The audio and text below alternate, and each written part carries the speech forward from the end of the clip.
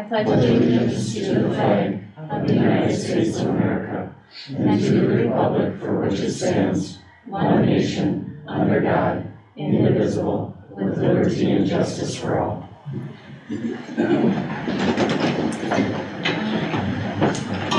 First up is attendance. Steve, do you have any questions on attendance? Nope. Okay, if you haven't signed in, will you please sign in on the attendance sheet by the door? Alright, up next is agenda approval. Does anyone have any additions or corrections to the board agenda? I have a little bit of everything. I'd forgotten to include Dennis from the city of Finlayson for open forum. We had a hire that was made over the weekend. A couple of resignations came in. There's a correction in Mr. Lattimore's report, which he'll go over. There was a correction in the counseling report, which Ms. Schoberg will go over. Janelle attended a SCRED meeting, and I think that is all of them. All right, so we have an agenda. Is there a motion to approve the agenda? I'll make a motion. All right, we have a motion. Is there a second? I'll second. Motion and a second. Any discussion? All in favor say aye. Aye. Opposed? Motion passes 7-0. Up next is open forum. Rules for open forum. 3 minutes per speaker. Open forum shall not take more than a total of 15 minutes. No complaints about individual staff members, about students, or about other persons are permitted. All presenters will conduct their business in a manner that meets community standards for decorum. The board will not take action on items presented in an open forum. Brian, did anyone sign up besides Dennis? And the transportation department. Okay. All right, so whoever wants to start can start. Please say your name before you speak. And I'll start for transportation. Okay. Okay. Since I'm the one who asked for it. Okay. I'm a bus driver. I'm Bob.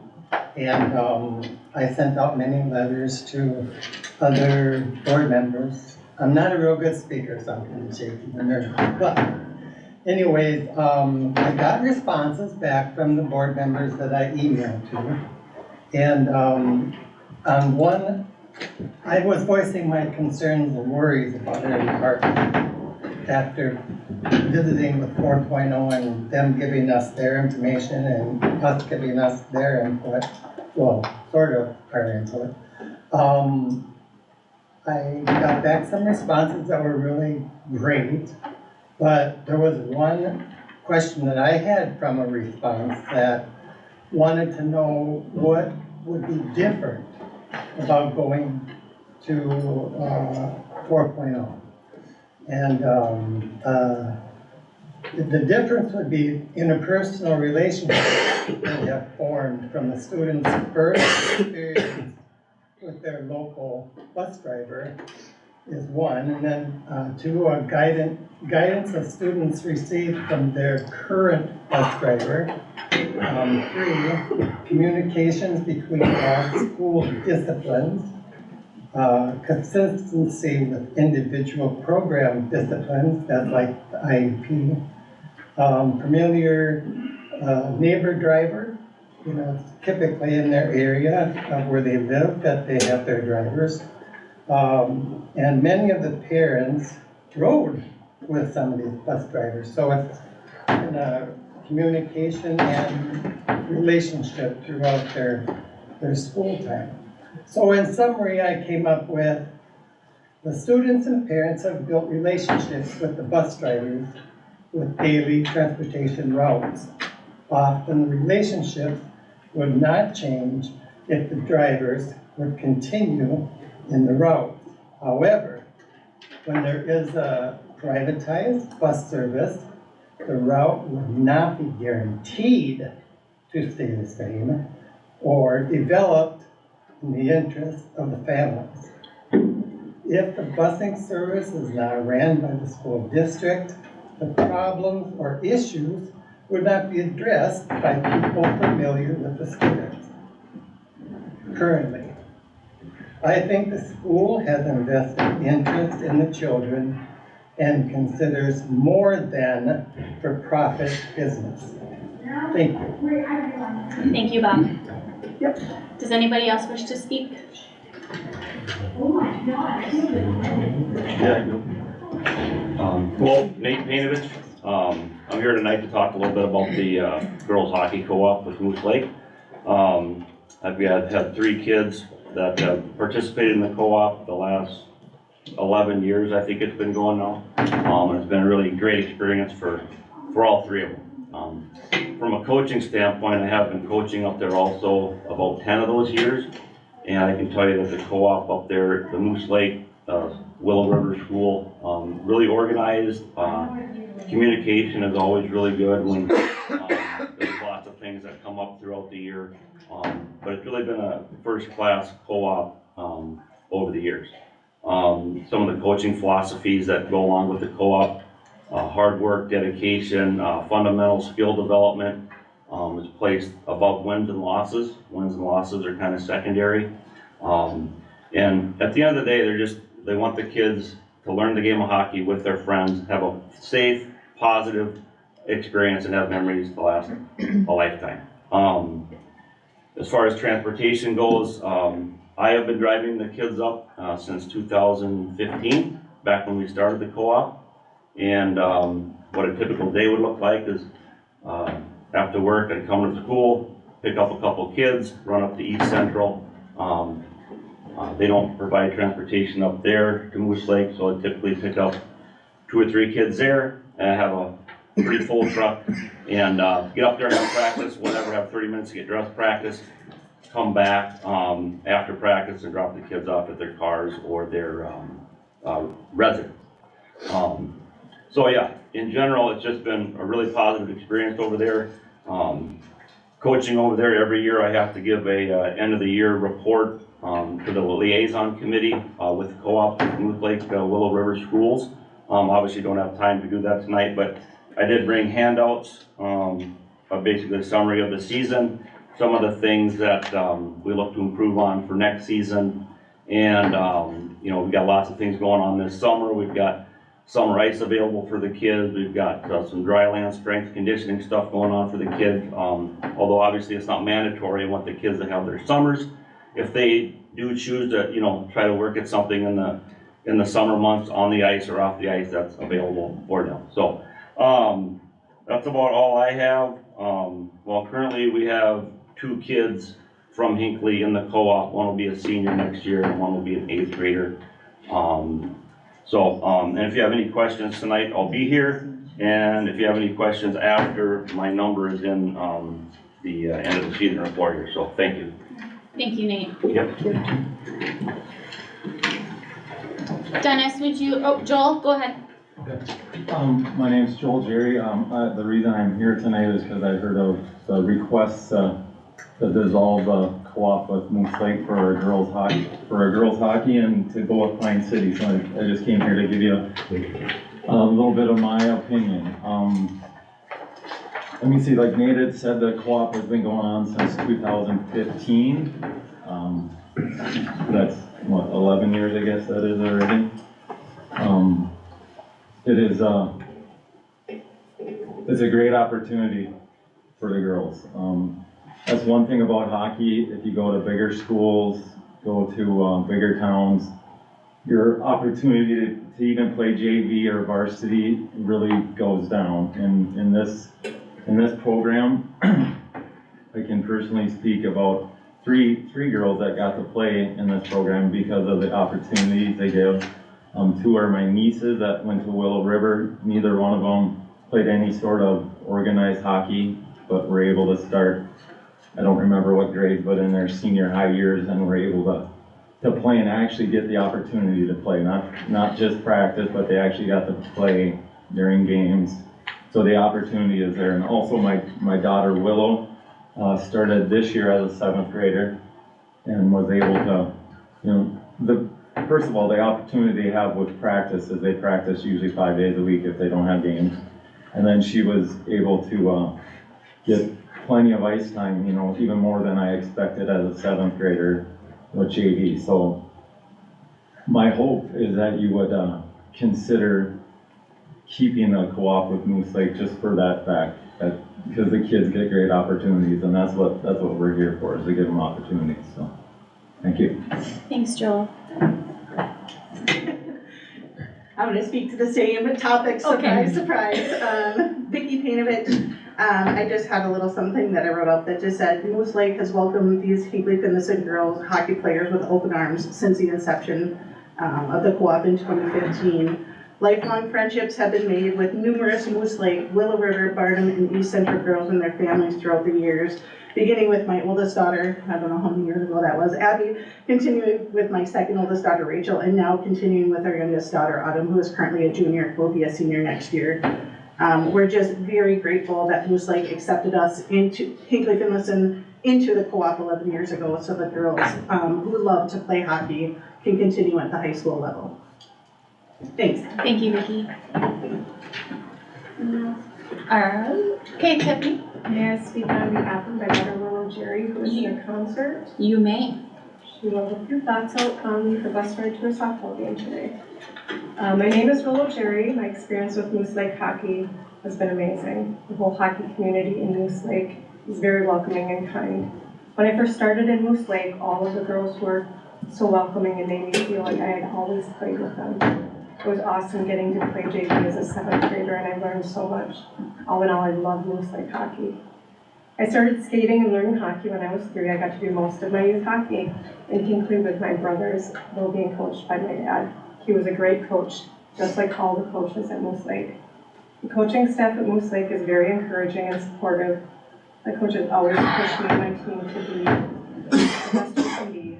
I'm so grateful for my coaching staff and for getting to be part of the Moose Lake Willow River hockey team. Thank you. Alright, Dennis, I think you're up. I'm Dennis Eagle, City of Finlayson for Planning and Zoning. Each of you have a map ahead of you. What we're looking at is, when the city went over their things, they found out that there was a strip of land between Schaefer Park onto the school thing. And since I did some questioning, that land has been transferred back to the school. It was an overlapping description. But I guess what we're looking at is Schaefer Memorial Park in Finlayson is actually all on school's land. And we found out lately when the roof was damaged that we cannot repair the roof on property that does not belong to the city. So we were looking if they would, the city or the school would be willing to transfer the parcel of land where Schaefer Memorial is on to the city for a nominal fee. We would cover any measuring of the land and any transferring of paperwork. The benefit, I guess, is the city has been maintaining it, the building. It built the building, they re-roofed it. It needs another new roof since this hailstorm. The city covered the cost of abandoning the well and all that there. And now they can't repair, we won't be able to repair the roof once we found out that it ain't actually our land. The advantage, I guess, for the school is if it was transferred back to the city, any liability for that area would be gone. So I guess what we're looking for is to transfer that, and it's approximately 150 by 200, 150 feet wide by 250 feet deep is what it is. Just a remote area there.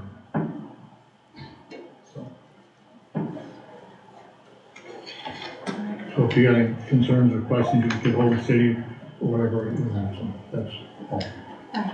Thank you, Dennis. Would anybody else like to speak? George? Yeah. Okay, we have 3 more minutes, just so you're aware. All I want to do is about EST. I know you guys don't have to pay nothing or anything, but there's a lot of the bus drivers that have more than 100 days, and just by giving them half of it, doesn't seem real fair. But it's better than nothing, I guess, so. That's all I got to say, so. Thank you, George. Anybody else? Oh, Kathy. Hi, I'm Kathy Horvath. I just want to say a few things about the pool. I'm glad to see that they are moving forward on the boiler, which is really important. And the pool is a really important part of our community. Not always used as much, but it's working its way, and us elder people really need to have access to it. I'll go quickly here. What I'm back from the 1980s, I guess, here. I've almost been here 45 years in this community, and I'd like to see the swimming lessons offered in the summertime in 3 sessions. We've gone down to 1. I wanna see staff that's hired so that they can work enough hours that they can go back to college and have some monies with them. I'd like to see swimming lessons in the school, both elementary and high school, things to think about. It's a great place, these kids live in Minnesota, they need to learn to swim. I'm in charge of the swim-a-thon every year, and I end up teaching a lot of those 5th graders that can't put their head underwater yet as part of their swim-a-thon. It's a teaching 3 hours, I guess, but I just, let's see what else. And then I'm curious about if the boiler, they'll start to fix it, if there's a time that you'll know that it will be ready for summer lessons or things like that. And then I'm glad to see that there's funds to take care of the pool, so. And I'm willing, and I'm a volunteer to help in any way that I can in the school swim lesson programs in either elementary or high school. So, all right? I just thought I'd Thank you, share my Kathy. concern. Thank you, Kathy. All right, anybody else? I think the time's up anyway. All right. So we will move on to the consent agenda. Does anyone need anything pulled from the consent agenda and placed later in the agenda? Brian, did you add anything? 1 under employment and 2 under resignations. All right, so I'm looking for a motion to approve the consent agenda. I'll move that. We have a motion, is there a second?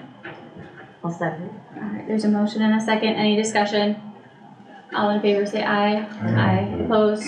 Motion passes 7-0. Then we're to the bills. If you have any questions on the bills, please state the page number and bill number.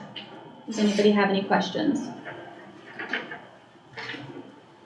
If not, I'm looking for a motion to pay the bills. I'll make a motion. All right, there's a motion, is there a second? I'll second Motion and a second, any further discussion? All in favor say aye. Aye. Opposed? Motion passes 7-0. And we will move on to reports. Brian is up first with his superintendent's report. You can see the schedule for meetings for myself and for board members. Reminder for all board members, this Wednesday is the senior recognition banquet. You're all invited. If you have not RSVP'd and would still like to go, let me know. And then the other thing that we're planning that you can RSVP for, and we hope you can attend, is the end of year breakfast and short program that we give honoring some of our staff and things like that, which is June 4th. Breakfast will start at 7:15, catered by Daggett's, and then, like I said, after breakfast, we have a short awards program, recognition program, usually done by 9 o'clock. So if you're able to come to either of those, let me know and make sure that you are on the list. That's what I had. Does anybody have any questions for Brian? If not, we will move on to the high school principal's report. Mr. Lattimore? Good evening, board. Thank you. So the report here, hiring update as we go through this. When I wrote this last week, we're in the process of hiring a band instructor, but as you just approved a band instructor, so we got that taken care of. So very excited about getting that position taken care of. Sad to see our band instructor leaving, but what appears to be a very quality individual in, so we're looking forward to that. Behavior data from last month, still trending in the right direction, 88.8, 89%. Again, we want that 85, 10, 5 type range for 0 to 1, 2 to 5, 6 plus referrals. So the month of April, our major and minors, you could see we're clearly within the MTSS framework, which indicates a healthy system. A bunch of dates coming up here. As we go through, graduation is 2 weeks from this Friday coming up, so we'll be going through all of that. Practice, as we were talking about before, more for me than for the students, because I have to make sure I don't butcher names that night. And then that'll be the last day of school for the seniors on May 29th, June 3rd for our the rest of our students. Baccalaureate is Wednesday, and the FAC at 7 o'clock. tomorrow, we started this last year. We bring our sixth graders over for a tour, so we bring them over about 11:30 tomorrow. They'll eat lunch in between the two lunch periods that we have. So they'll get a lunch, they'll get a taste for what it's like to be over here for during the day. And then we go to the auditorium where we just talk about what it's going to be like over here. And then we also have Minnesota Honor Society will be giving tours to the groups, so 3 different groups. So they'll be walking around the school, checking things out with a, well, Haley will be one of them, taking them around to show them the school, and then we bring them back to get them interested in band and choir. So we have a little pep fest type where they'll listen to the band and choir perform before they go back about 1 o'clock. So it's a good opportunity for the 6th graders to come over here early, just get a feel for it while they're still in their comfort zone. We do have summer band going on this summer. Miss Judy will be still handling that. You can see the dates there. Then my other dates I put on there as well for the rest of the school year. Going back to number 6, I just want to give a big thank you to our senior board members, Haley and Grady. They've been absolutely phenomenal this year with their attention to detail and what they've done. So I just really appreciate everything that they've done for us as the school board representatives. I know they'll do great things moving forward. I wish them nothing but the best as they get ready to, well, as she goes to North Dakota, Bismarck, to go on and move on. So we're just really happy that we got 2 quality individuals to represent our school this year. And I will hand it over to Haley to give her report. Okay. Grady's at a concert tonight, actually just down the hall. So it's just me. And when I asked him what he wanted me to say for baseball was only baseball won tonight. So it must have been a very good win. They played Rush City. I think it was 4-1. I didn't get that much out of it. Softball played Mora. They did lose. I know junior high was at East Central. We're in the busy part of the spring sports season, I think. Oh, they won. I think we won. Okay, so junior high, but there's like 5 games this week. Varsity track, we compete for our GRC tomorrow. Junior high is at Oglevie for their GRC on Friday. We had little kid track camp today too, so just lots going on. Golf this week as well. This Friday is actually the home baseball game, and it's our yearbook signing day. And so for student council, we're gonna bring some cornhole bags down there, and we requested that the National Guard bring their rock wall, and then we also purchased a henna tattoo artist, something different and fun for the students to do while they're down there. And then a couple weeks ago, we had our JAG ball tournament here. It was kind of a big deal, I guess you could say. There was a lot of teams that signed up. It was taken very seriously by the officials and the advertising committee. And then back in April for Earth Day, we had I was just trying to think of things that have been happening in the school. And I think they called it like a day of service where they went out and picked up trash along the bike trail and around the school. And then there was also like a field day at the football field. And it was super nice weather and just lots of kids, I don't know, coming back with their trash bags and smiles on their faces. So, yeah. What's happening right now? It's been good. Does anybody have any questions for Joe or Haley? I'd just like to make a comment. You guys were great informing the board this year. And thank you guys for doing that. Yes, I will reiterate that Haley, you and Grady did amazing, and we were thankful to have you. So good luck next year, and thank you. Thank you guys. All right, so then moving on will be our elementary principal report, Mrs. Scullard. Good evening.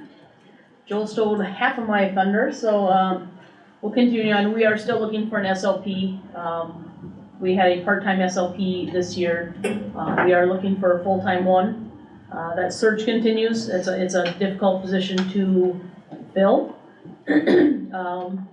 We were finalizing our Fayette position. You've seen that on your board report tonight that we settled on Ms. Visser. And we still have one special ed opening and hope to concrete that here very soon. The only other openings we have at this time our reading core positions. We have two that are approved for Hinckley Elementary in our early childhood, and then we're looking for one up in Finlayson. Our two that we have at Hinckley Elementary this year are returning, and they're doing great things with our kids, so that's exciting. You can kind of see our sections that we're gonna look at for the following year at both buildings. Very consistent. We are adding one kindergarten section at Hinckley this year. We're decreasing in another grade level, so it will just even out. As surprising as it is, we had 3 new students come in this week, so you think it's over, but it's really not. I mean, so we'll have 3 new kids that come in and we'll try and get them onboarded and have them join our crew the best they can, and I think another 4 at least slated to come in for next year, so it's exciting.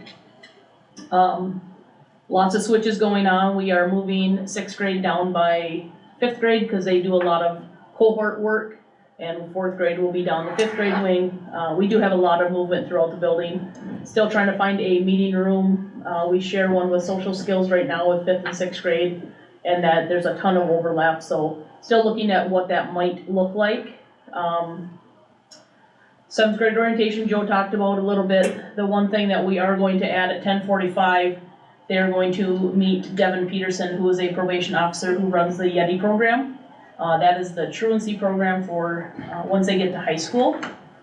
So they don't experience that at the elementary school, so they are gonna sit down for about a half hour or so with Pine County and really talk about what truancy looks like at the high school level.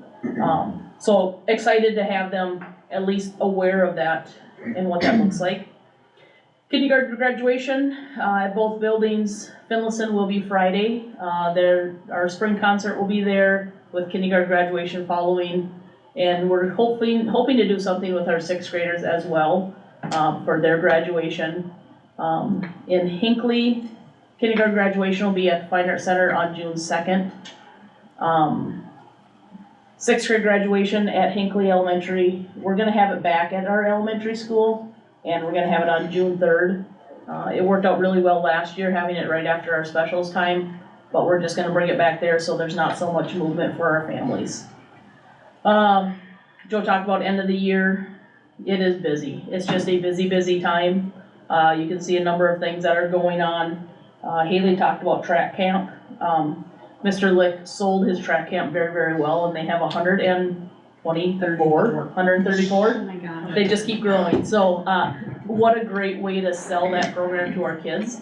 And it was all promoting on his part, so that's awesome. The other thing that's been added since then, I had a couple high school kids come over and pitch the idea of a petting zoo. The best they can do, we do not have an FFA.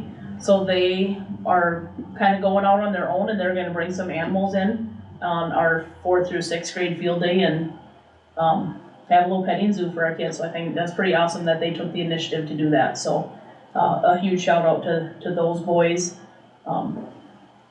Just another experience for our kids. So exciting 3 weeks here. It's gonna be busy, but we're gonna buckle up and get her done. Thank you, Bonnie. Yeah. Does anybody have any questions for Bonnie? Alright, Thanks. thank you. Then we will move on to our community education report. It's me again. You can see the numbers that we had for our community ed activities. Also, the board had talked about, through the superintendent transition part, who was going to be the community ed director. Mr. McNulty has agreed to do that. He has experience doing that before in his previous education careers, so July 1, he'll continue in the role I'm in. Summer rec went out, 18 different opportunities for students this summer. She has lifeguard and water safety instructor classes in June. The yoga grant helped cover some of that cost. Yoga grants paid for by Pine County to help kids with some of those after-school activities. We'll talk a little bit more about the pool boiler, but yep, that needs to be replaced. We have that on the agenda later. We are thinking if the board approves that, it should be replaced in the next couple weeks, so we should be up and running in time for summer programming. It's depending how fast the company can get out here, but once they get here, it shouldn't take terribly long. And then thank you to the Finlayson Geezy Lions for the donation to the senior dinner this week. Walmart donated money to help with some youth balls for the equipment for summer program. And then Jag Nation helped purchase some soccer nets for some of our programming this year. So questions on community ed, other than the boiler, which we'll get to. How many swim lesson sections will we have this summer? I'll ask her that. I don't know that for sure off the top of my head. I was wondering that when Kathy said that, so I will ask Pam and get back to you guys. Thank you. Any other questions for Brian? If not, we thank you, Brian. Yep. We will move on to the counseling and special services. Corrine. Hello, and thank you for having me here tonight.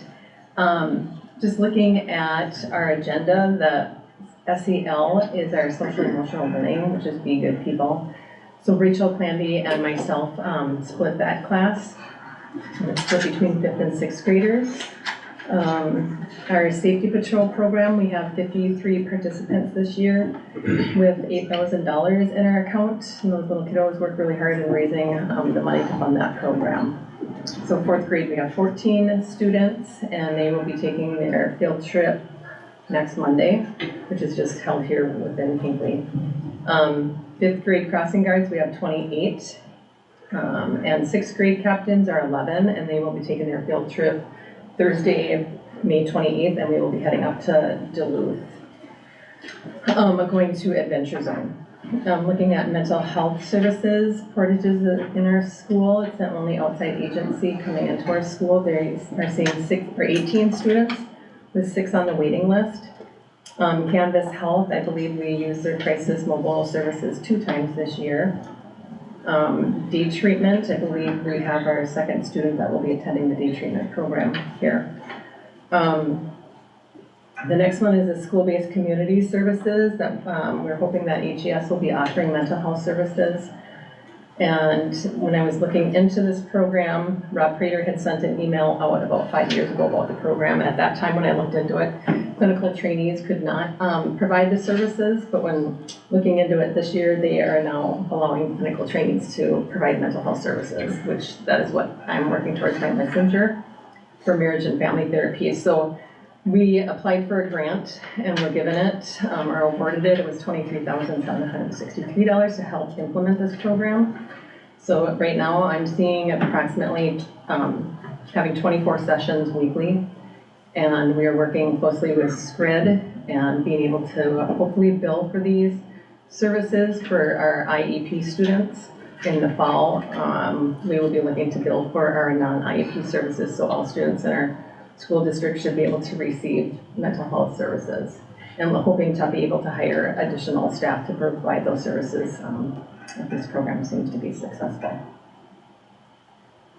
I think that's what I have for HES. That's the only thing I would add to that is we do have the schooling mental health grant through TSA, and we have been without a therapist through TSA for 2.5, maybe 3 years. So it is a challenge to fill the positions.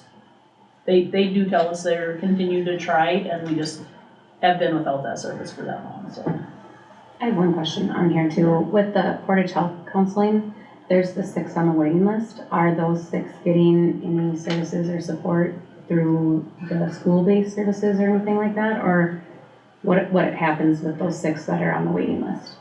That is a good question. I am not sure what the answer is to that. I have asked Portages to reach out to those families to make them aware that they are placed on a waiting list. So are they at capacity with 18?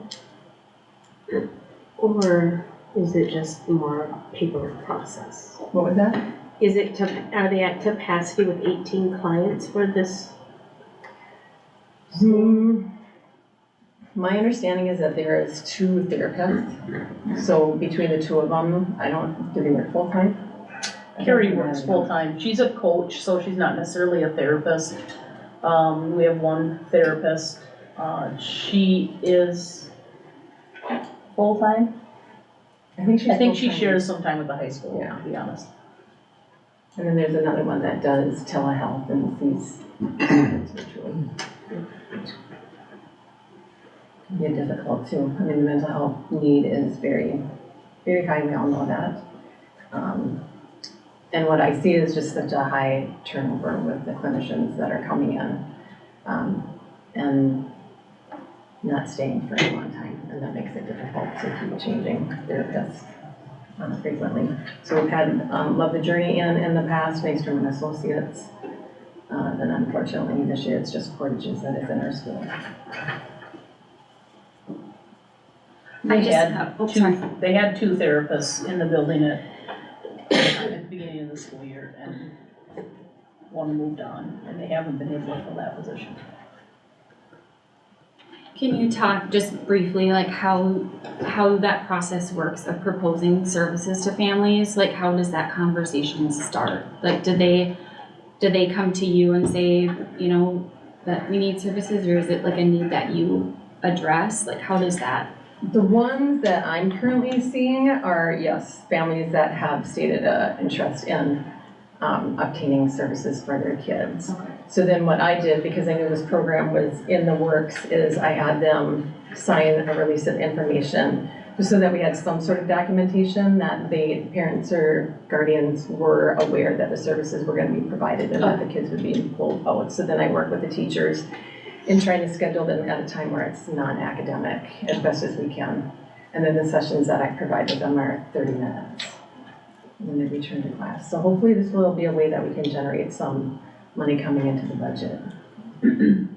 Those are the kids you're seeing. What typically happens with any family that would come in and say, would like some mental health supports for my kid? How does that conversation go as far as? As far as offering the services, I explained to them that we do have portages in our school, and like what that would look like along with the services that I would be providing with, so that the families can then choose which mental health service that they would like to go with. And then also it's just a new program that's being introduced to the state. My understanding is Wadena is one school in the state that is currently billing for IEP students and non-IEP. And so this program, MBE and DHS is working really closely with all the health care providers, or the healthcare insurance, in being able to bill for the non-IEP students. So they're hoping that that will be in place in September.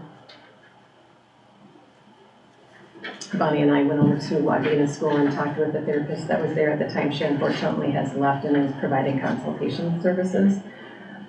A number that I had asked her, I said, how much money are we looking at in bringing in possibly? And she said Wadena School brings in about $1,500 a week for the mental health services that they provide. So it not only would help our families and our students out too, but it could help our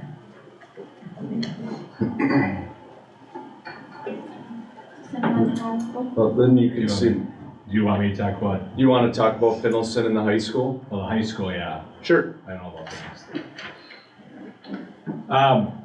So as Craig was saying, our needs are increasing, so a lot of 504 and special education services over the last few years have increased. And how those need to be structured. You see the running theme here from Mallory is the need for more space. So finding areas, especially with 504s, if you go down to D, need more space. A counseling social work office are frequently full with students that need the breaks or need to take a quiet test, areas for them to go. There are challenges about how to meet those needs as we go through that. Change the outcome, B, they came in to talk with our 10th grade health classes. They watched a documentary and then educated on substance use, the disease of addiction, and the important aspects of opioid use. It was a great group of young adults who were able to share their stories and how substance use has affected their lives. Katie and Mallory went to a restorative practices in the schools meeting last year, and working with our Pine County partners.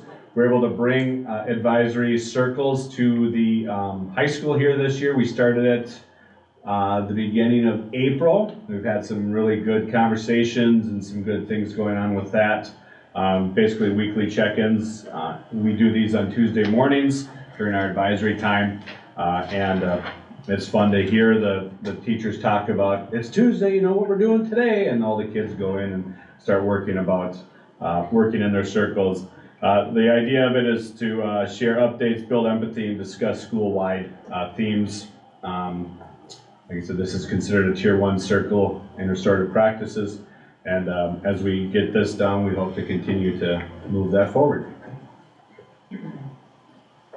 I would say, Parts Finlayson, Cary, we have portages that goes up there as well, so they're not only servicing our students here, they do see a few kids up at Finlayson as well. Does anybody have any questions on this report? I have one. So under the high school, under this D is, Joe, do you have like a proposed space or thoughts on solutions for this? They want to take over the second floor.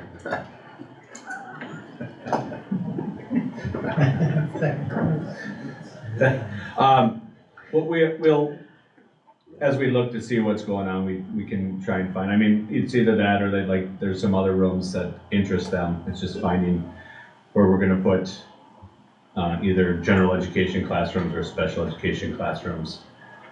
Yeah, I think that was day one when I got here, they were proposing a space, so. Fair enough. Thank you. Do they have people to put in those spaces? Like that room? I mean, do they have therapists that are? Oh, we have therapists down there. This is like a counseling center. So it'd be like, you come in, get some counseling needs, or there would be a room maybe where you could do, or a back area that's closed off where a student could take a test quietly, or the social worker would be in that room as well. So it'd just be kind of an area unto itself, because where they are located right now in the office, there's a lot of things that go on throughout the day that sometimes it's tough to get to everybody and see everybody. So that's. We did have it separate probably almost 10 years ago now, where we had the social worker and high school counselor out of the high school office when the high school office was up here. We had to take that space back because of some other things that came in with New Direction and transition programs, stuff like that. So we have done it before, but it's something that they've continued to advocate for since we brought them back into the high school office. Could the second floor house both special ed and? Currently, right now, no. No, okay. Just with the space that's needed. And our second floor is our 18 to 22-year-old transitions program. Yeah. And it's our setting 3, DCD. So it's students with severe, profound disabilities that are up in that area as well. What's nice about that is they do a lot of interactions together. The kitchen's right there, so it's really tough to take that space away. Yeah, not ideal. Okay. Thank you. Any other questions? All right, then we will move on to board committees. Would any board members like to present from their committees this month? So I attended the SCRED one in April, and during that meeting, the preliminary SCRED budget was brought up.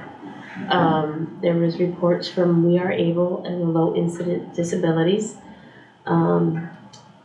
We Are Able seems to be very active and doing a lot, so they just recommended for people to follow their Facebook page for activities that are going on, and that they are continuing to explore future programs.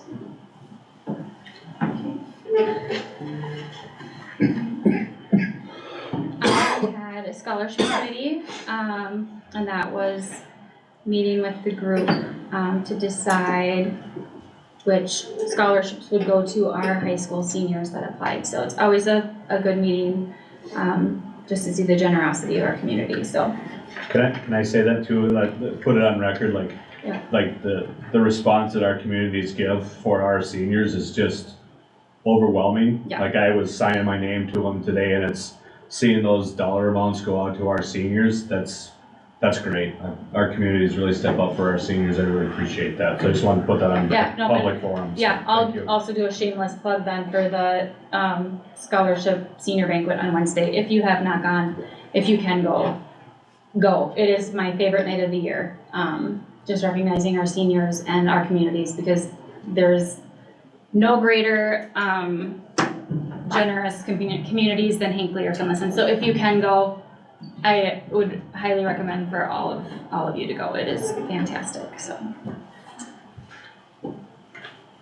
anyone else like to share? Okay, then we will move on to communications. There was none. Okay. Then budget discussions and unfinished business. Any information you want to highlight? Yep, just a little bit in this first part. We're really waiting, hopefully this week, for the legislation to wrap up. The revenue projections, the exact same as you have seen. We are hopeful that there might be a little bit of money coming in compensatory, but not near the hold harmless we got the current school year. So the revenue projection hasn't changed. That they're supposed to wrap up, I think, this weekend. So then at least we'll know some finalities as far as revenue. We've been working with MDE and with Ehlers to help, and by we I mean Bridget and I, to make sure our revenue is as accurate as possible as we get to our budget approval next month. Things that are coming up, the bid committee is going to meet later this month to talk about bakery, fuel, dairy, garbage bids. I'll send out those dates out this week. Our enrollment, at least as of May 1st, was at 803. And then you can see our daycare enrollment, which has not changed much either from the last month. Mrs. Sculler did note on enrollment that we did just this week bring in, I think you said 3 at the elementary. So we're still seeing enrollment moving, even with 3 or 4 weeks left of the school year. So a lot of changes, and hopefully those 3, like Mrs. Sculler said, who came in this week, will stay going forward. But any questions on that part before we get to the policies? I do have a question regarding just kind of an overall general question. Everybody knows about our budget, some challenges with our budget.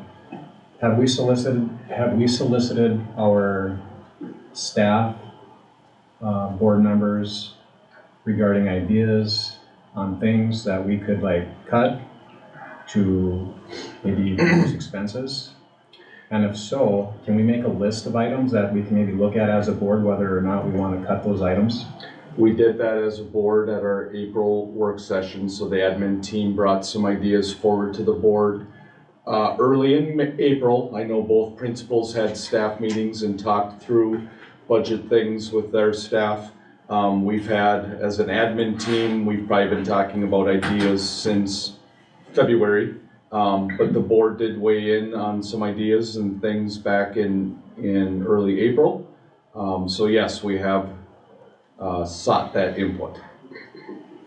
I do recall discussing previously, I brought up previously at a previous board meeting, the lobbyist group that we're membership of, SAFE. Yep. That's about $2,000 a year, maybe shifting our voting to an even year, less expense, we're splitting it with counties. Are those expenses that the board would consider looking at? We don't have any election costs next year. I do plan to have SAFF in the budget, as I feel that's a valuable resource, not only for myself, but to get legislative updates. The board can certainly say yay or nay to that next month. But there will not be election costs next year unless something totally unplanned happens. But we would have to plan ahead to get even years, right? We can't just do it last minute. Mm-hmm. And the board voted on that probably January or February to leave it as is. Yeah. All right. That's already been discussed, Toby, so if we could stick to what's on this agenda. We'll move on to policy reapproval. Nothing's changed in these 3 policies since last month. So looking for approval of these 3 policies. Are there any questions about the 3 policies that have been presented? Alright, if not, I'm looking for a motion to accept. No, Alright, there's a motion, is there a second? Alright, motion and a second. Any further discussion? All in favor say aye. Aye. Opposed? Motion passes 7-0. Alright, then we will move on to expenditures. Still overall, our budget's doing very well, where we're at 83% of the school year as of the end of April, and have spent at that point about 76% of the approved budget. It's great that we are doing well with that, because then when things come up like the boiler, things like that, there's Bridget and I don't have a worry. So yes, you can see that community ed, again, that's because that's where the daycare expenses are being put. There's also revenue coming in to help offset that, but you can see community ed's going up, and transportation also went up a little bit, and that's also in direct relation to some of the gas prices we've seen, things like that. So not any unexpected costs, but any questions on any of these? Because Bridget is here and can certainly help. Any questions on expenditures? Year to date? Alright, then we will move on to girls hockey conversation. Two more in old conversations. So last board meeting after we started talking about girls hockey, the board asked me to reach back out to Pine City. I did have a conversation with their superintendent. Two, as a matter of fact, the one I had last week, it just said, does Pine City want Hinckley-Finlayson? Are they interested at all? Her answer now was possibly. She couldn't say yes or no, as Pine City has also fielded some other schools asking to join, and Pine City is hesitant to say yes to any, because if you say yes to one, you might be saying yes to all. And their biggest worry was they don't necessarily want to move up to the next class in hockey. I believe they're a single A school. They don't want to move up to double A and have to possibly face larger competition. So she didn't give me an answer when she would have an answer. That was the best she could give me right now, was possibly would be open to it, but would not say yes and would not say no when we had the conversation last week. So that's the update. And really, if Pine City does not want to, the conversation's over. Pine City and Mora would have to agree, as that is the co-op as it is now.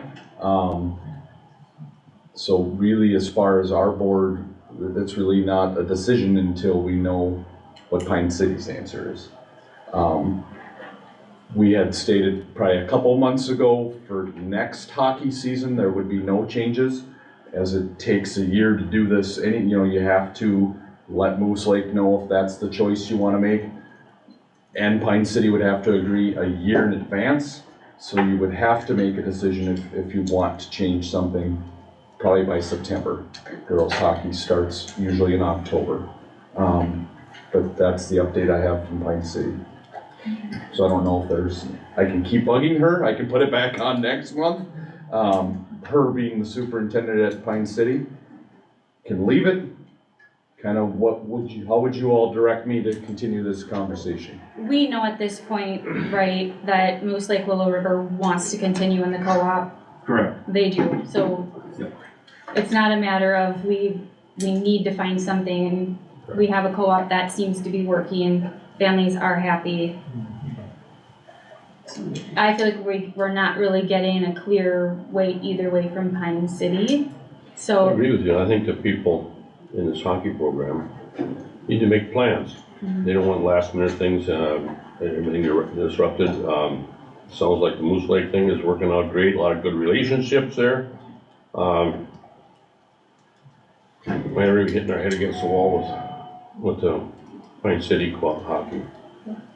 If we have one that's working, that is willing to continue that relationship, is my thought. So I know it was also brought up that, by a community member, that we already co-op with Pine City with other sports. So with that rationale, is it not just that simple that we already co-op with them? What is different with hockey? Yeah, it's not that simple. Part of it, like Mr. Panovich said, is Pine City didn't have a girls program, to my understanding, back 10 years ago. and Moose Lake was very happy to take us. Our girls got to play hockey, so we've entered a formal agreement with Moose Lake. So it's not like, yes, most of our rest of other things go south, but we can't just say as Hinckley-Finlayson, well, everything else is south, so is girls hockey. We have this agreement with Moose Lake, and it's through the Minnesota State High School League as well. It's not even just between the schools. Yes, you guys sign off on that every year, but it's also through the Minnesota State High School League. So it's not as just simple as a vote. Pine City and Morrow would have to be willing to, then we'd have to notify Moose Lake, then the board would have to take a vote, and it's quite a process to change co-ops. Can I just clarify quick? Yep. As of right now, it's Autumn and Willow who are both enrolled in the program and have been going, correct? Yep. Oh. Yep. I just wanna make sure I have that correct information. Thank you. Yeah, and we, back 12, 15 years ago, we recognized we didn't have a place for the girls to skate, and we reached out to, at that time, Mora, and they said no. Reached out to, North Branch, Cambridge Isani, they said no. Really, the only other option was Moose Lake, and they said yes right away and welcomed us with open arms, and we've been there the last 10, 12 years. I think that, you know, it's working out well. We get free transportation on our part, not on your part, but I think it's just a great, we should leave it the way it is. Pine City has never opened their arms to us on women's hockey, so. What, so the, fees for Moose Lake Willow River, there's not an expense like? Yeah, so back, when we got the co-op started in 2015, I think they wanted like $1,500 per kid. But, at that time, the board, the boys used to play in Mora, and at that time, the board was $700. And then, parents or the school will be on the hook for the other $700. Moose Lake said, we want you, we'll come down to whatever the school's willing to pay. So I think, if still correct, is it's $700 that the school pays, you know. The Booster Club is always taking care of girls hockey. That's right. The board did up it to about $1,500, but the Booster Club is always taking care of the Hinckley-Finlayson girls. The Booster Club is not The Booster Club in Moose Lake. Oh, okay. Yeah. Okay. Yeah. I was gonna say that booster, okay, our booster club's dissolved. Okay. Yeah, not ours.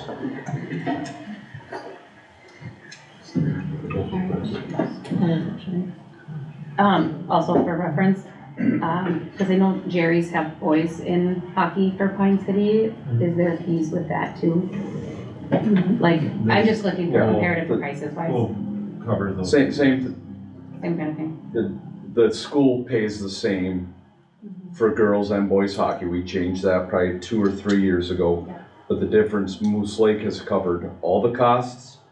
Pine City Booster may, I'm speaking, I may be out of turn, but we pay the costs, and if Pine City kicks in, there might be a little bit of savings, but Moose Lake, I do know, covers all the costs.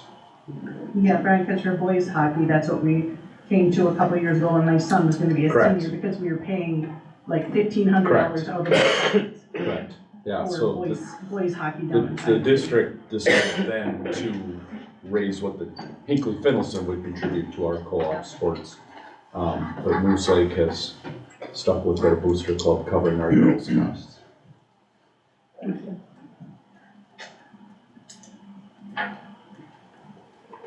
Did that answer your question?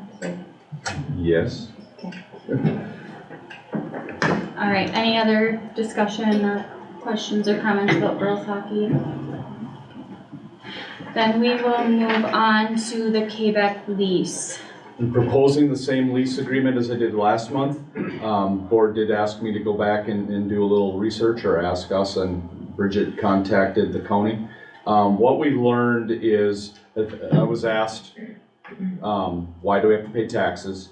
I was asked, what if we just let someone use it without a lease agreement, would we have to pay taxes?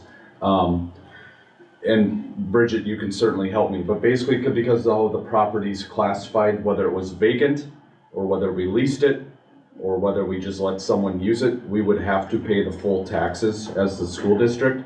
So in my mind, with Danny Kabak overseeing the property, taking care of the property, he and I just discussed today, he's helped trim some of the trees and the bushes. He's spraying the fields for pesticides, things like that. He's also putting money into our property. To me, charging him $700 feels fair, as we would have to pay the full $21.84 regardless, and he's taking care of the property and putting in some personal money and time into taking care of that. So recommending renewing that lease and keeping the terms at $700. I'm gonna suggest at least that he pays at least half. I don't think that the school should be shouldering as much of that burden. I know that costs have gone up for everybody, and he's had it at $700 for a long time. Granted, even if he was renting the land, he would most likely still be doing what he is, taking care of that land with some of those expenses, because that usually does happen. The other thing is that cattle prices are pretty high, and that it is to his benefit too at the same time to be using the land. So, you know, really and truly, if we are looking at the land, I think it would be reasonable for him to shoulder at least half of the taxes.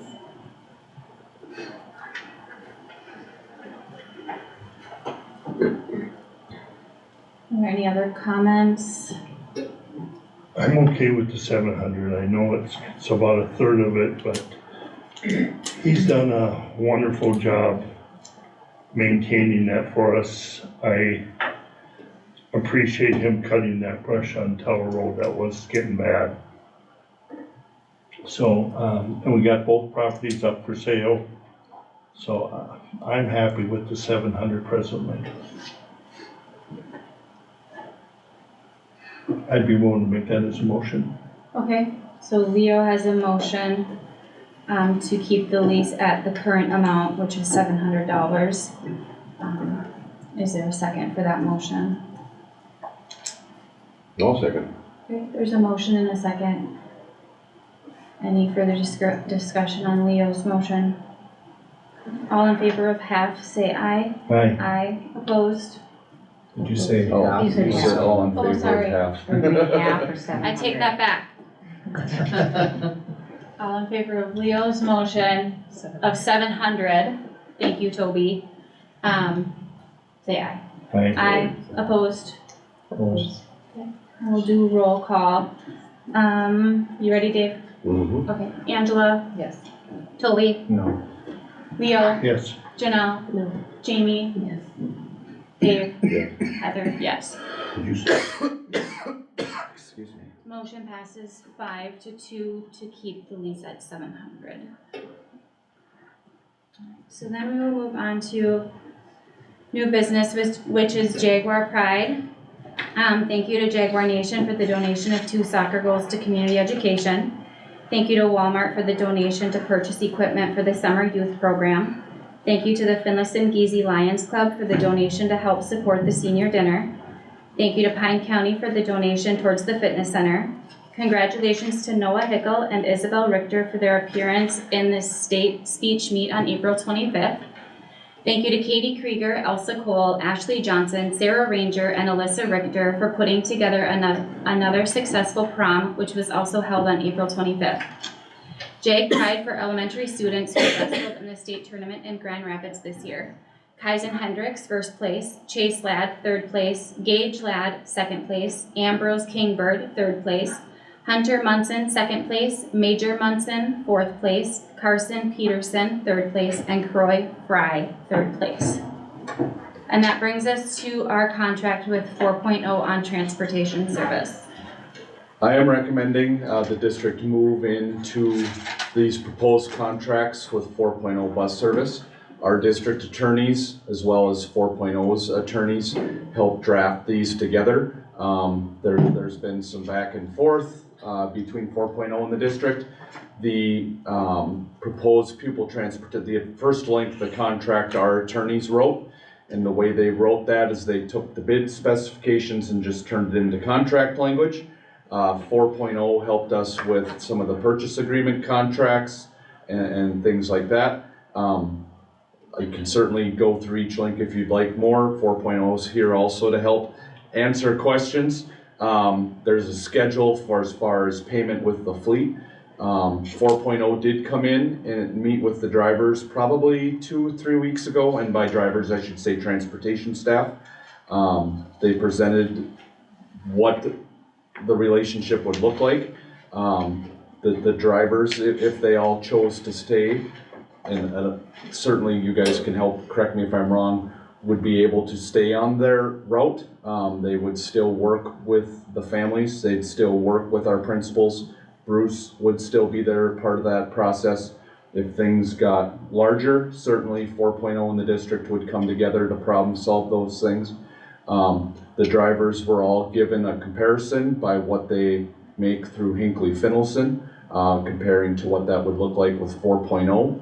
And then the drivers, and not every driver or transportation staff took up this option, but they did have the option to meet with 4.0 staff that day. From my perspective, I thought it was a positive meeting. A lot of transportation staff did stay and ask questions.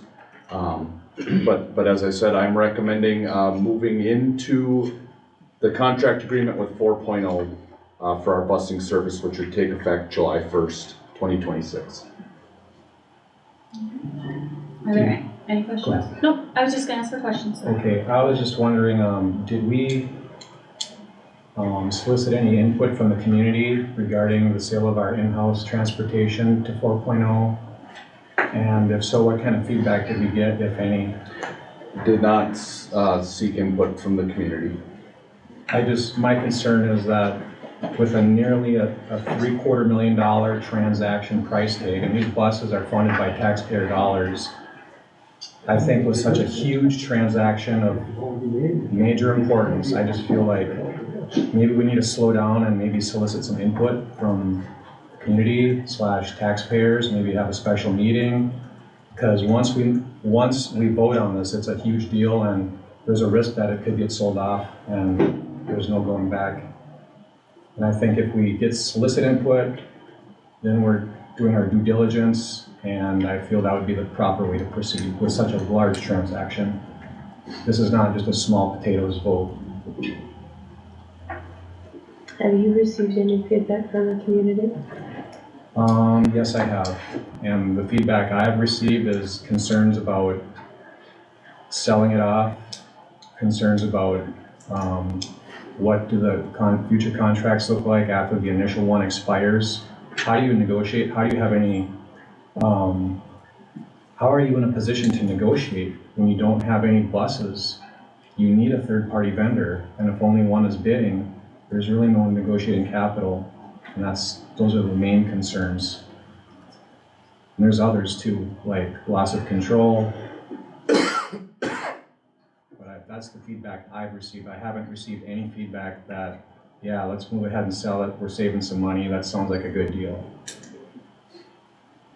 Conversations about contracts and negotiations have happened. In board meetings, we have had meetings with 4.0 and bus drivers where those questions have been addressed. Board members were there, so we did get answers as to what a negotiation contract or what negotiations would look like going forward. I feel like we have been talking about this again since November, so that's 6 months. If there was serious concerns from the community, I feel like it's been out there, like we've been talking about it, and that those concerns would have been addressed. Our meetings are open, anybody can come to open forum at any time and speak, so I feel like you may have heard, I have not heard any feedback, so if there's 6 of the 7 of us that have not heard any feedback, negative or positive from community, I feel like we're at a good place to move forward. My concern, go ahead. I would say, the feedback that I did receive from community were more so connected with the transportation department. As far as families, so parents and students, I haven't received. So I guess I should clarify that. Same, agreed, same feedback as Janelle. I would say lack of feedback, is not necessarily a good thing. To me, that tells me that maybe the community doesn't even know we're considering selling off our bus fleet. And maybe if there would be some kind of a special meeting, maybe that, I'll put it in the Hinckley News or the local newspaper and solicit input. Our meetings and our minutes are put in the Hinckley News, and we have had special meetings, Toby, since November. And if they're not concerned enough to step up and say then that they have an issue, then I feel like we're safe to move forward. So you've had an advertisement in the local newspaper stating we're selling our buses off? Our minutes are posted in the paper, Okay. and that is in the minutes. And our agendas are public, so it's all public. So if people are wanting to know what's happening at board meetings, and they're live streamed, so they can be watched at any time. When we initially went out for bid, that was also in the newspaper as well. Now, was it 1 or 2 years ago that we 2 or 3. Okay, so then it's 2, because I know I was here for a couple years ago. I think that it did go up to the community. Didn't we send out a survey or something like that? Can't remember 100%. Because even when it was just back then, I don't remember there much feedback from parents and students. Yeah. I think it would be great to see some kind of a survey. One other concern I have is, was this even put out for bid? Yes. Do we have other vendors besides 4.0 that wanted a reply? Yes, we had 2 bids come in. Which is brought forward at a board meeting, Toby, and we all discussed it. And the negotiations committee met, brought forward the recommendation to move forward with 4.0. I believe that was talked about in February. And we also check out leasing, which turned out to be the third highest. And then Palmer was second. Yes. Our school cost was second, and then 4.0. And how much savings is it? Over $300,000? Over $300,000. I never thought I would sit here and be able to vote for something like this, but I can't see how I can't with the savings. And what 4.0 has promised our drivers, I think they've been more than fair in negotiations. I also want to say, I don't think it's just finance either, finance is a big part of it, but being on the board, we have a responsibility to the students as well, and from a safety standpoint, the safety side that 4.0 was able to offer for these buses and keeping them safe and efficient with the students was a big component. With speaking with them, that was really important to me, because the safety of our students needs to be the top priority, and they were able to speak really well to that in the meetings that we had with them. So yes, finance, it is a big financial impact, but I also want to take the time to acknowledge the safety of the students and the bus drivers who are driving those buses, because that is really important as well. I believe also the transportation staff is going to get more support. 4.0, this is what they do. That there's a pool of, maybe not the biggest pool in the world, because drivers are hard to find, but there's more support. I believe Bruce Beckman's going to feel more support. I believe the drivers are going to feel more support, because this is what 4.0 does. They're in the business of transporting, not just in the business of school, which also transports. This is their expertise, and I believe, based on what I've heard, that our transportation staff are going to have more support. As a parent, I would certainly, living in the community, and I would always just worry, who is my kid's bus driver? And what I've heard from 4.0 is, if the drivers want to stay with, they're going to be able to stay on that road. So those relationships that parents have with drivers, the relationship students have with drivers, is still going to be there. Certainly, could a driver or a staff member decide not to? Sure. but if they choose to stay or go with 4.0, we're gonna have that consistency for our students and our families. It's gonna look the same, as it does right now. And When I you say will go ahead. say that, I was in a meeting with 5 other, school districts, their board members. And 3 of those other districts actually work with 4.0, and those districts did praise 4.0 and the services that they provided. They said that the transition did go very well. So. How did the second contract go after their initial contract? What kind of rate increases did they get after the initial I contract? did inquire about that, and there was negotiations with that there wasn't a huge concern at all about any changes. I reached out to everyone that 4.0 has said they have contracts with. And it very, you don't know every situation in that district, things like that, but it was pretty comparable to how our contracts go, that 2, 3 to 5%. Most every school was saying that, which is kind of what inflation is. I'd have to go back and look at my emails, but of all the schools that responded, I don't remember outliers way out there past that 2 to 5% window. Certainly, things come up, and could it be different? Sure, but most schools are reporting that 2 to 5% threshold, which is kind of what we see with inflation. And also, like, with that savings of estimated $370,000 a year of savings that it would be to the district, even at that high end of 5% increase in negotiation, like, it would take a long time of, like, contract increases to eat up that savings that we're getting. And I will say too, with all of the conversations with 4.0, what they say at the beginning is what you get. Like, everything that they've said, they've held true to it. It's now in contract, it's in writing. Nothing has changed. They didn't say one thing and then try to do another. So I think we need to think about that too. Isn't this transaction a lot like selling your house and then renting it back from the person you sold it to? And how many of us would actually do that? I wouldn't sell my vehicle and then rent it back. But part of the issue right now is things are not sustainable. What's that? Bottom line, things are not sustainable. In We what don't regard? have a mechanic. We know we've been struggling with that. The transportation department, the drivers, they're great, they're phenomenal, and they're very dedicated. But there are issues, and even since I've started with the board, there have been issues with inspections. And right now, where we're at, I don't see as things being sustainable. We had people that had to step up that being a driver is not in their position. That their job duties had to be totally pushed aside for a day or whatever. And then they need to make that up. So is it good, not a bad thing for them to see what it is to be a driver? Not at all. But they have their own responsibilities. And so that is another concern, is who are the backup drivers? And I think it was last week or the week before that we had to have 2 staff come and drive bus.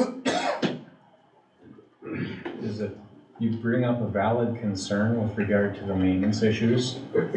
Could we have some kind of a happy medium where maybe we could farm out the maintenance and maybe some substitute bus drivers from 4.0, but we retain the ownership of the asset? We've leaned on 4.0 a lot. Why not continue? Why sell the asset? Why would that be an issue or a hangout? So what is the benefit of maintaining it if it's not sustainable? It would be sustainable if we have 4.0 providing maintenance care, so when inspections come, everything passes, hopefully. We wouldn't worry about substitute bus drivers because they would provide the staff. I don't understand where the sustainability question would be coming in if we did it that way, and we retain the asset, and we replenish, get a new bus whenever we need a new bus. But once you sell your asset off, all your buses, now you can never buy it back. But Toby, then you'd be looking at a greater cost, because we would have our in-house cost, but then we would have the cost of farming out our mechanics. How does that make sense? How about do it in-house? Do it the way Mora does it. They have their own mechanic. We're not Mora. Does anybody else Can I have have any a question questions, on- discussion? Can I ask a question on the lease part? Yeah. The. Oh, on this The document? shop lease. On the second page, it says the leaser shall be responsible for making only the following repairs. Yep. When do we have to have those done by? Those aren't current issues, those are just if something with those areas were to break, that we'd be responsible to fix it. So if the heating system went down in the bus garage, if the ventilation, then we would fix it. We don't have to do anything now. Okay, It's if those things break. there then- are responsibilities. Correct, Yeah. because It's it's not our like bill. we, okay. Yeah, I Correct. had that same question, so. Correct. Yeah. If something were to happen with those, it would be on us, not on 4.0. It's nothing that we have to, Nothing that we have to, Fix Right now. before Correct. they, yeah. correct. there's no timeline on it. Nope. Thank you. How does the conversation go with 4.0 when you negotiate for the new contract? I mean, they will give you a proposal, and how do you negotiate with that? Can we ask them? Sure. Okay, would one of you like to speak on that? Sure. I know we've talked about it before, but Well, we always work within the school district's budgets, and I've been doing this, I started as a bus mechanic in 1985, so I've been doing this a long time. And we service a lot of districts in Minnesota, and we become ingrained in part of the community with every district we serve. And it's really, I think you're looking at maybe as an adversarial point, and we're not adversaries, we partner with the school districts we serve, and we're very conscious of the budgets and that type of stuff. We also know that, yes, our price increases do come in along the lines of the inflationary stuff and that type of stuff. And so really it's that partnership we work with, because our core belief, if the district isn't healthy, we're not healthy. And so we work together with that, and it doesn't do any good to hold your customer hostage, because that's very short-sighted in that, and it doesn't work that way. We just don't operate that way. And I think you can talk to our other school districts with that, and they would echo that. I'm glad you said that, because I talked to our neighbors who have both worked with 4.0, and one of them, they had a question on costing for some of the routes, and simply she said, I just call up 4.0, we sit and have a conversation and we figure it out. Now, I don't know the details how that conversation ends, but she is very complimentary of working with 4.0 when those kind of discrepancies, that's a bad word, questions come up with why is it this, why is it that. She calls their person, they sit down and have a conversation, and it gets figured out. I don't know if that's how 4.0 feels, but that's how one of our neighbors feels. Yep. My other thought is too, we have a brand new superintendent coming in effective July 1, is that correct? Correct. Wouldn't it be better to just hold off on this vote until the new superintendent get his input? Maybe he's all for like having an in-house bus service, and maybe getting a mechanic that exclusively does maintenance without substitute driving, and we get a mechanic, and maybe that's the way he would like to do it. And I think as an incoming superintendent, why not get his input? I know Mr. McNulty's district that he works in currently does work with 4.0. He and I have talked briefly about it. He has said positive things from his experience of working with 4.0. 4.0 has told me, sorry to just call you 4.0, but Mike has said that relationship with Mr. McNulty has been positive. So I'm not worried about a new superintendent coming in. My thought is the board shouldn't wait until July or August to do that, as if a decision then is made, now you're down to days before the school year starts, and that transition would be really hard. And we've had a long-term relationship with Mike McNulty too, because he was also superintendent at Lester Prairie Schools years ago too.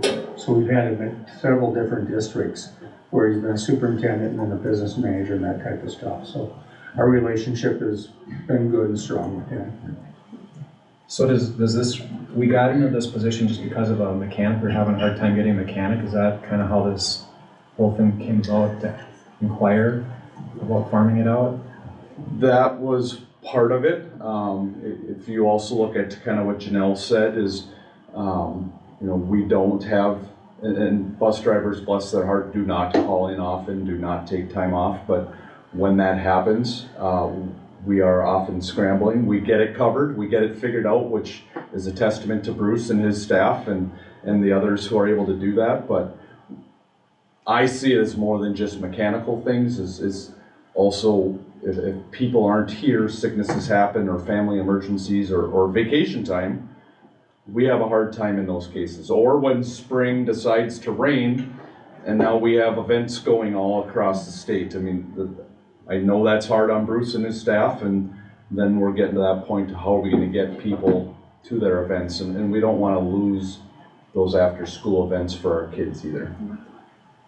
And we have posted multiple times that mechanic position, and we even increased the salary and nothing. So it's not for lack of trying to find a mechanic either. So I don't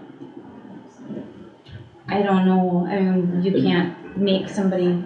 And our staff since October have done amazing. Yes. I think it goes back to what Janelle said, it's not sustainable. I know Bruce is here way too much. He's supposed to be an 8-hour-a-day employee, he's here a lot. We have a lot of other drivers picking in, they didn't sign up to do that. Bless them for being willing to help us out and get us through this. They also want to have their summers. It's working, it's better than it was in October, but I think Janelle said it well, it's not sustainable. Yeah. And the other part is if drivers and the transportation department can have some more support, I would think it's also going to be helpful for them.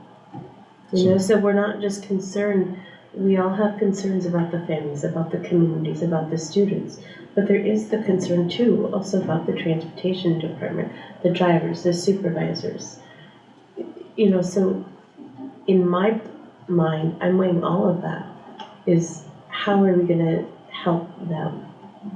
It's all around services. Did we survey the bus drivers and get feedback on that? Because I would be curious to know how they feel about this whole transaction. We've got bus driver, we've met with them. And what was the overall survey results about We've selling been given it? all of this, Toby, we've been going over this for months. Well, You have been today is- invited to show up at meetings and you haven't. Today is the discussion. So we're gonna move on. No, This is we've been the discussion Yes. before the vote. I'm and we're looking just for a having this motion to discussion approve the before vote. contract with 4.0. Okay, you know where you All right, stand. there's a That's motion, all is there a I'm asking. second? I'll second. All right, there's a motion and a second, we do not need any further discussion. I would like All to in have, favor, say wait a aye. minute, I want to bring up one other thing. Enough. I feel you should not be voting because you have a husband that's working for 4.0. And I would like to request the board consider No, that. I would actually like to You don't- respond to that, Toby, you brought this up last time. We have talked to our lawyer, my husband works for 4.0, he loves it. And that is why I That's can good. sit here with 100%, they are who they say they are. Toby, I contacted our district attorney, knowing this question might come back in March. District attorney had zero problems with Heather voting on this part of the agenda. Okay, and that's good to know because I feel when there's discussion before a vote, the discussion should be had until all the discussion is complete. And I don't think it should be rushed through with a vote, and I feel like We've been discussing should've- this, Toby, now for over a half hour on the same exact topic. You don't show up to meetings when we have these discussions. We've I don't know been what you're discussing talking about. this, we've been discussing this, or you don't bring your opinions forward then. How long have we been discussing this? Since November. Like, okay, what meeting was I absent that I didn't bring my We- discussion forward? Can you Go tell me? back and look in your meetings, go back and look in the newspaper, all of the minutes are public. We have a motion, we have a second, all in favor say aye. Aye, opposed? Opposed. All right, roll call. Leo? Yes. Janelle? Yes. Jamie? Yes. Dave? Yes. Heather? Yes. Angela? Yes. Toby? No. Motion passes 6-1. Thank you. Heather, can I make a comment? Yes, please, Leo. I hate to throw you under the bus, Toby, but I think you are questioning the ethics of our chairperson. Not at all. Okay, it appeared to Not me at that you all. did, and I didn't like that. Leo, I appreciate you. There's Thank you very Minnesota much. statutes, Leo, that I think we need to be complying with and cognizant of and careful with. And I don't think there's any problem or harm in asking the question. And our superintendent did give some feedback. He talked to the attorney. He clarified before the vote.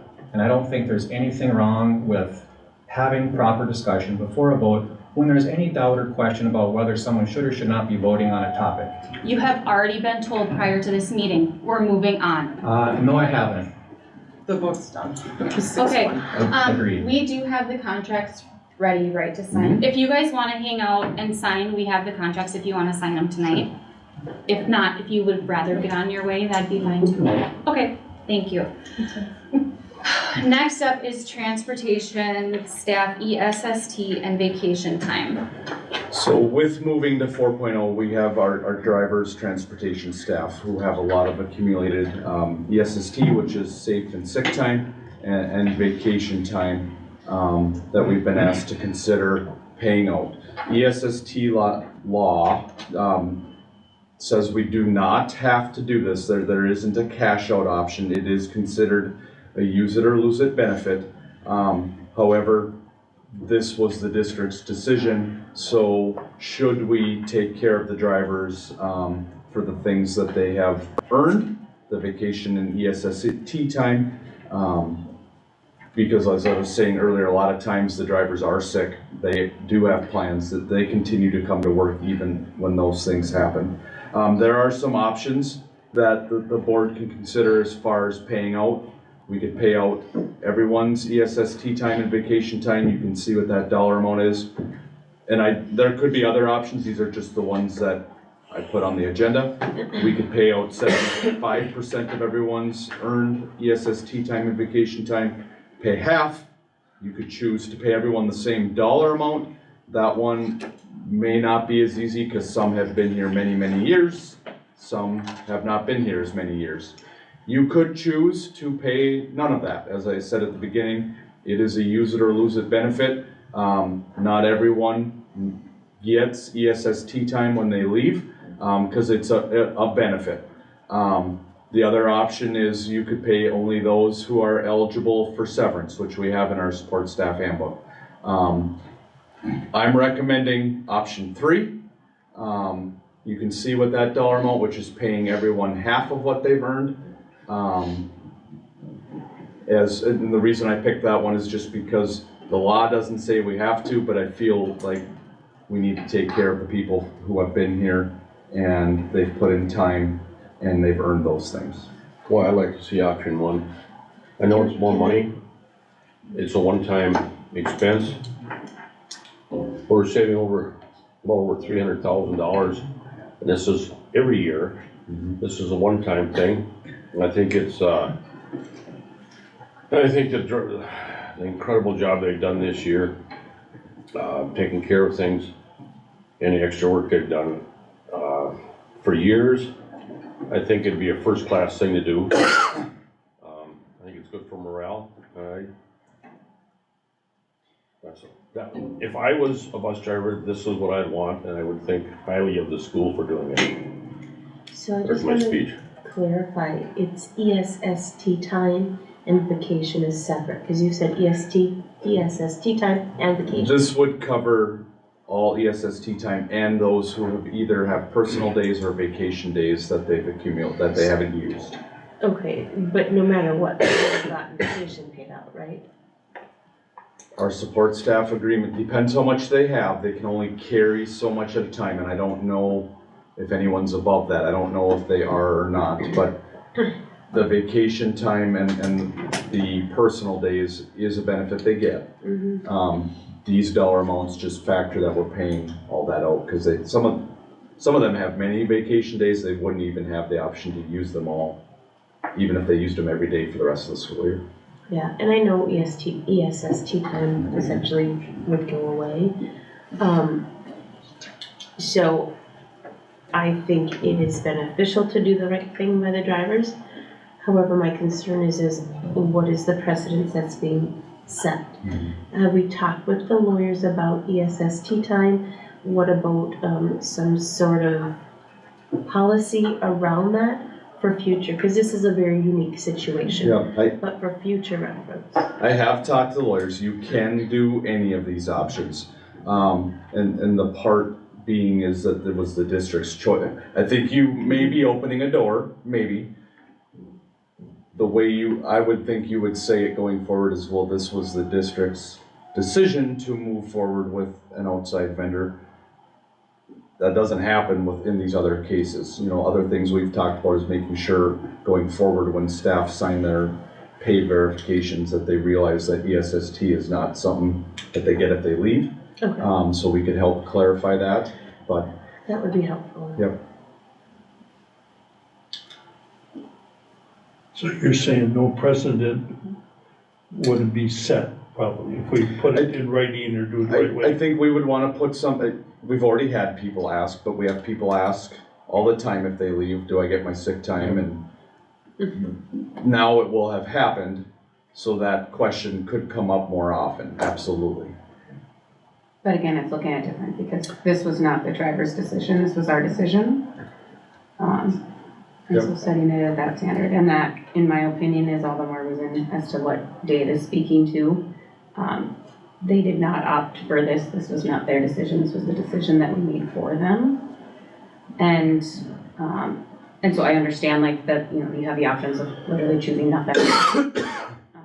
I would agree in favor with Dave that this is opting to take something from them that was our decision to do, and they did not have that option. And that we were part of this. So can I have a motion for option one? Yeah, I just want to say that I agree that they have definitely like stepped up. They are why we have held on for so long. I appreciate each one of them. They deserve everything that they've earned. With that, I will abstain from this vote because I do have family that will benefit potentially from this vote. So I will not be voting on this part. So now if somebody would like to make a motion. I'd make motion for option one. Option one. Okay, we have an option for motion. We have a motion for option one. Is there a second? I second it. There's a second. Okay. Any further discussion? All in favor of option one, say aye. Aye. Abstained? Opposed? Alright, motion passes 6-0.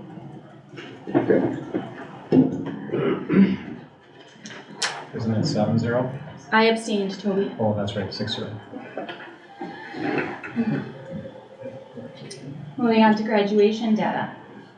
The state in the last month or so released graduation data from the class of 2025.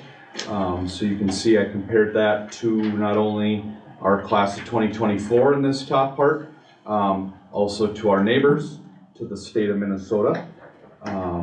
Overall in the state of Minnesota, graduation rate did go up. Last year it was 84.2. This year it's 84.9. And you can see how our numbers compare to our neighbors and to the state. I'll get to the bottom part. Our Native American graduation rate is high. Again, against the state average. Our program is working for these students. I am a little worried about our special education numbers. We did go up. Last year we were at 40, but we're still at 55. But the biggest reason for that, especially in a small school where you're only graduating up to 60 kids, is a lot of our 18-year-old special ed kids have the option to go onto the transition program. If they choose that, which a lot of our kids do, they don't count in the 4-year graduation rate because they don't actually graduate. They get their diploma when they complete the transition program. So our special ed numbers will always be a little less, but it's still something I'd want to look at. I could pull our 5- and 6-year data if the board would like to see. I only pulled 4-year data, but that would explain why it's special ed being our lowest one. Similarly, at the bottom chart, I pulled our data to demographically similar school districts. And similarly, I'd still be worried about our special ed rates. Again, I would say the same thing. A lot of our kids are continuing their education in the transition program. But I wonder if a next step that the board would want to see is to look at that 5- and 6-year graduation rate, which we really haven't studied as in depth. But certainly willing to see what you'd like to see or answer any questions you have. I think, Brian, with that, another component that needs to be looked at too with special education is sometimes you can graduate by your IEP. So if you graduate by your IEP, meaning that you've graduated your goals have been met, you can graduate with that. If you graduate with that, that means no post-secondary education options are on the table. So if you graduate with an IEP goal, you don't get to go to a 2-year college, a trade school, whatever the case may be. We really work hard to, we just went through one this spring about that, looking at what is going to be best for the kid. Now our numbers might be down, but we want to do what's best for the kid, so the student will be staying behind and working towards getting all of his credits, or their credits, instead of just saying, we're just going to graduate with the IEP goal. So some of these, again, when you look at SPED, that might be a contributing factor, some of these higher numbers too. Some districts just might be saying, we're just going to graduate on the IEP goal. I don't know that for a fact, but there are some different, things that work with that, some dynamics with that. So with those, you say it takes 4 years in the special ed, they go to transition, do they then show up 4 years later on the graduation numbers? They would, some stay until they're 22, that's law. That would show up in the 4-year. Yes, we should be seeing how our special ed numbers are.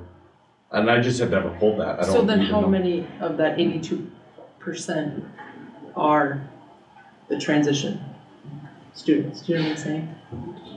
I can find it. Do you remember how many from last year's class went to the transition program?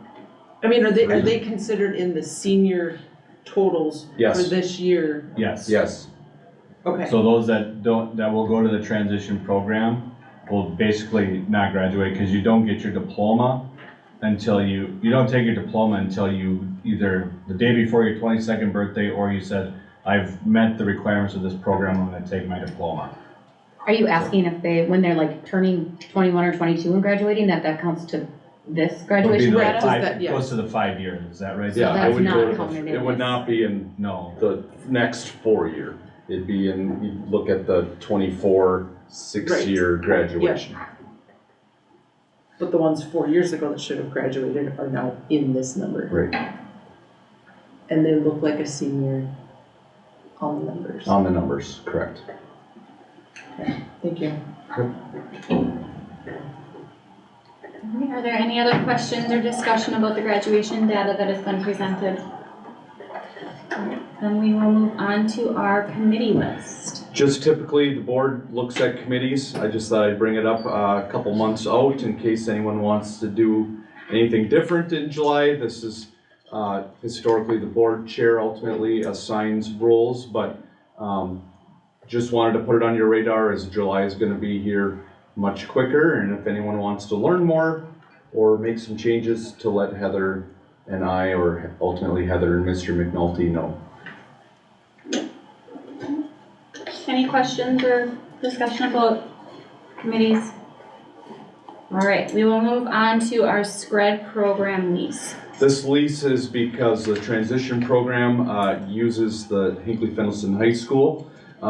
Same terms. The SCRED Superintendent Operating Committee agreed to keep the terms for all SCRED leases the same as it was the current school year. So this is looking for approval to continue this lease agreement with SCRED for our transition program, which is in the second floor of the high school.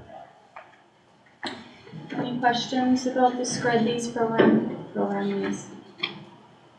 Okay, I'm looking for a motion to accept the SCRED program lease. A motion to accept. Okay, there's a motion, is there a second? A second. Okay, there's a motion and a second. Any other discussion? All in favor say aye. Aye. Opposed? Motion passes 7-0. We will move to our policy review first reading. Policy number 711, videotaping on school buses, and policy number 712, bus stop policy. Yep, on the first one, the video recording on school buses, just updated language that MSBA had, which was very minimal. The second one is our own bus stop policy. As of now, there are no recommended changes on that one, just hadn't been approved in 3 years. So certainly if there are any questions, go back to Bruce and I with that, but.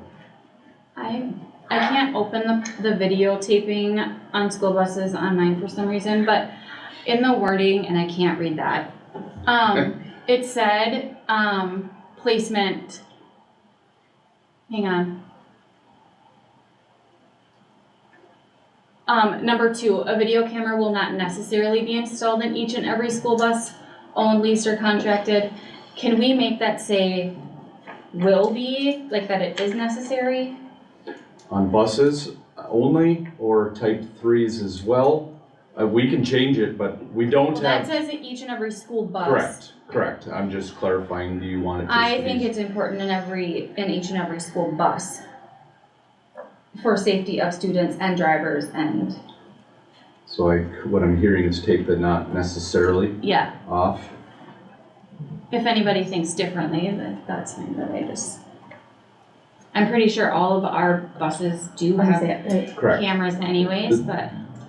The only time they don't is like when we get the bus and we're waiting for the cameras to get here. Yeah. But yeah, as soon as we get those buses, Bruce has been good about getting the cameras ordered and installed. Okay.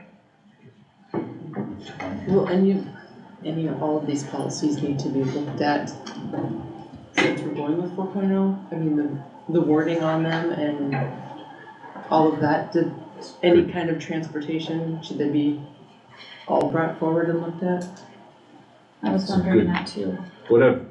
Can I ask for? Absolutely, please. Have other districts changed their bus riding, bus policies at all after going with 4.0? Yeah. Well, no, we really, again, it's a partnership. So we just work together. If there's anything that you guys would wish to change or see done differently, we'll work together and figure out what's best for you guys. I think in this scenario, I agree, in the contract that we currently have now, that states that we must have Yes, correct. cameras in each school bus. Now, type 3 is different. It's definitely something that has become a lot more of a hot topic for us in a lot of different districts, just because it is for student safety, driver safety, and so on, training and all of that. So, but yeah, typically, immediately, no, unless there's something that is known that you'd like to change. Otherwise, we just kind of see, Bruce is the best advocate for that too, which it sounds like you guys. Which, when we do bus policies, I share it with Bruce or we get it from MSBA and. Is there any MSBA policies on any of these? Because normally they say MSBA policy. This is an MSB, this one is, the bus stop policy is our own. Okay. This one, especially those ones where you see the legal and cross references, those are coming, that's coming from MSBA.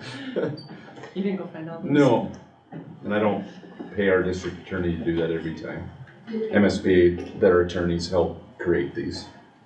There was a discussion, and I don't remember if it was, I don't think it was a board meeting, it might have been a transportation meeting, when we talked about those super cold days and providing transportation and picking up at the 7th and 8th graders? Yes. I don't see that. We can add that in, because we do currently pick up 7th and 8th graders in Hinckley. So yes, we should add that. Why is it just 7th and 8th? Yeah, that is a Why good question. can't it be any and all? Because I thought it was elementary and then the other students. Did we do 7? We did 7 through, no? It's all. We do, Yeah, it is all, all. I misspoke. Okay. Yeah, Thank you, Bruce. There was a Yeah. discussion about it and I don't remember Yeah, which. I'll make sure that's added before next month. Retention.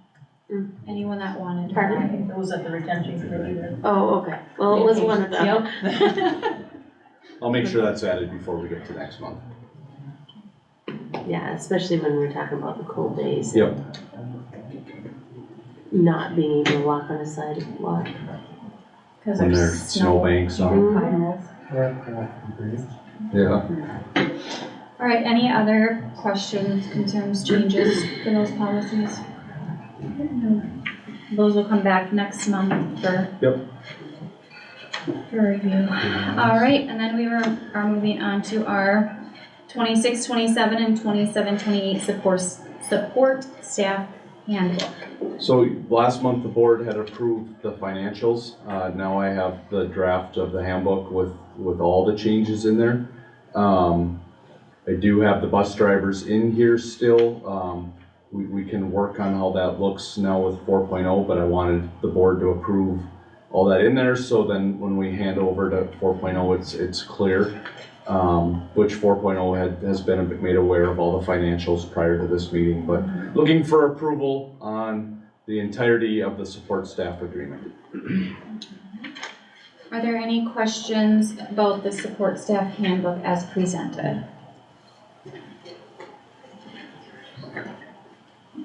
And I'm looking for a motion to accept the support staff handbook.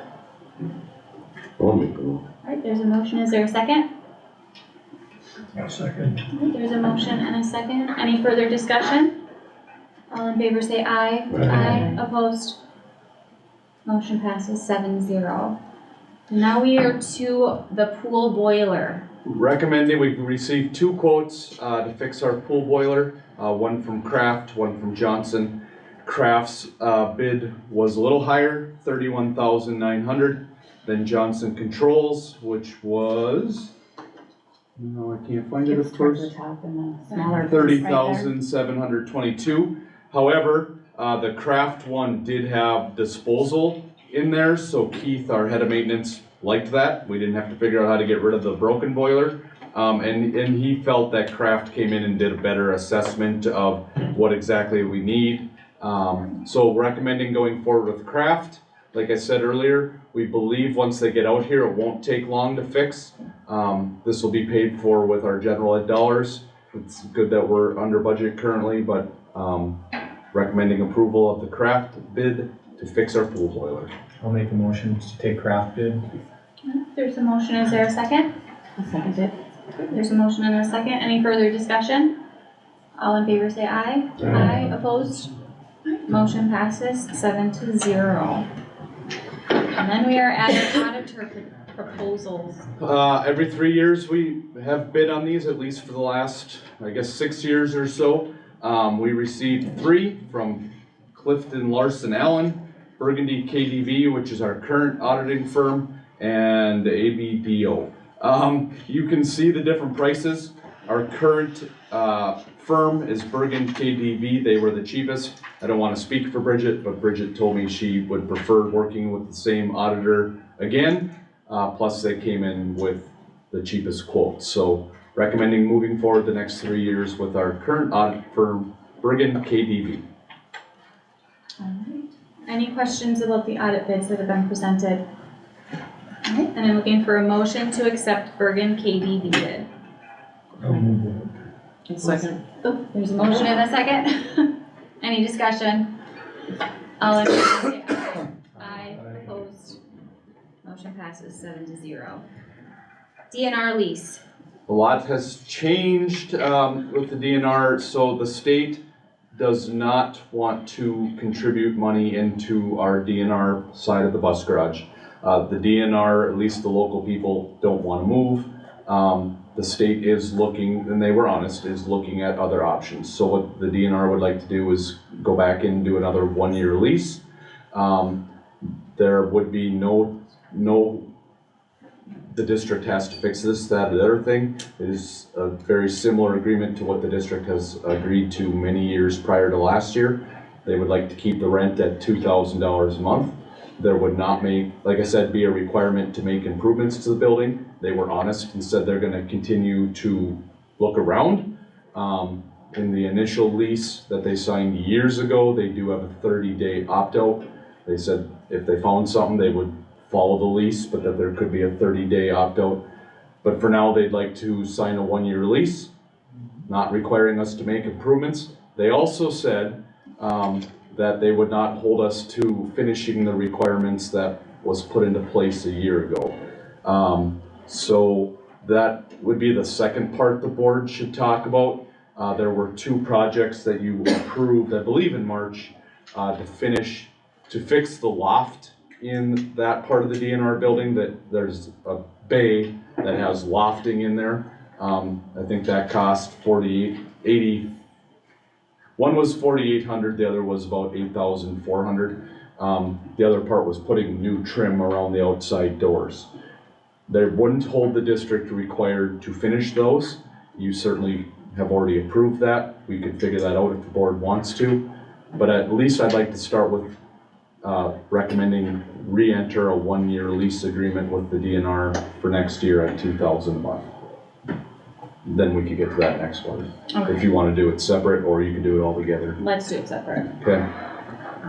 All right, any questions about the DNR 1-year lease that has been presented? When was the last time we increased? Last year. This current school year was the first year we increased it. What was it before? Bridget, do you remember what it was before? No, it was I think it was like 1,800 or 1,750 or something like that. 1750. Yeah. Did we ever get any bids on, the DNR wanted air conditioning, ventilation? Good question. Did we ever get any bids on what it would cost to do that? We didn't. What Keith and Leo was there, what we had asked the DNR to do was they had an architect person there who knew exactly what ADA compliance they wanted, things like that. They had told us they were gonna give Keith the specifications they wanted for improvements. They never did, and now what they said is that the state doesn't want to put any money to that, so they've never had an architect follow through on that. And how much money have we put into it since? This year, the 24,000 that we have spent, plus the board had agreed to do those 2 other projects of the 8,400 and 4,800 that we were gonna use extra capital dollars from. I just think since I only want 1 year and they can leave at any time, I think we should increase that. But a contractor, they know all the state rules and regulations and stuff like that. Would it be kind of fun to know what it would have cost to put that air conditioning and stuff in? Or mini splits or whatever they do? Just so if it comes back that they're, you know, we don't want to lose them as a tenant. Probably wouldn't cost anything to get a bid. What's your thoughts on that? We could certainly get heating and cooling. My thought would still be if we were gonna do that half the building, we should look at the bus garage side too. Right. My The only, offices there. yeah, my only fear is that is an older building, is, you know, how much money at some point do we wanna put it into it, or do we wanna put our Well, money I don't towards mean to something obligate different? us, just to have a number, just in case you're playing with the DNR again, you know, how that stuff gets drug out with the state. Yeah. What the state had said 2 months ago was they had up to 100,000 they were willing to contribute, Yeah. and now. But now they pulled it away, Now they but pulled it. be nice to know just how much that 100,000 would have paid, or if they come back with, because if they don't find anything, maybe that whole conversation is gonna change, but it'd be nice to have a number. If the board want, I could certainly have Keith do his own digging into a heating and cooling without their specifications, but it was I mean, also ADA compliance for the bathroom, door handles, handicap parking. I mean, I could at least have Keith get some heating and cooling Yeah, costs. Well, I mean, those companies know what that ADA compliance is. even the trim, I mean, that would even just save the district on heating and cooling, the energy costs with that. I don't think information hurts.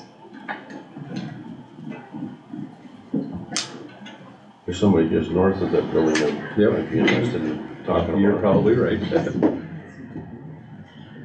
All right, did we have a motion? Sorry. No. Okay, so I'm looking for a motion to accept the DNR lease that has been presented, which would be the 1-year lease at $2,000 a month. I'll move that. I'll second it. Motion and a second. Any further discussion? All in favor say aye. Aye. Opposed? Motion passes 7-0. So the other part, sorry Heather, if you were about to talk. I wasn't. Is, does the board want to continue doing what you've already said you were gonna do? The DNR is not holding us to that. Like I said, the improvements were updating the trim around the outside doors and taking the loft out of that other bay, which total was about 12,800 between the 2 projects. If we were to leave, what would we do with that space? Like, would we completely redo it so that? If Brian was staying, what I would recommend was that if they were to leave, that it would at least be storage for our transportation. Maybe that other bay, if the loft came out, would be big enough. I guess I don't know if it's big enough to get a bus in there, but at least get our type 3s in there out of the weather. So that would be, and Granted, that's just my opinion. If they were to leave, that's what I would utilize it for, unless the board wanted to go out and try to find another tenant, but at least get some of our type 3s out of the weather. Yeah, that would be a bonus, and then, it needs trim just to maintain the building. Yeah. It's rotting away. And it's already budgeted for that, right? Yep. Is that what budgeted for? I would say Bridget just has already figured out how we'll pay for it. continue on with that. The loft too, or leave the loft the way it is? There's no advantage to us, I don't think right now, by removing it. It wouldn't be an immediate advantage to remove that. The trim, obviously, I think there'd be some advantage, but maybe leave the loft. Leave the loft and see what happens, and if we needed to discuss it down the road, we could.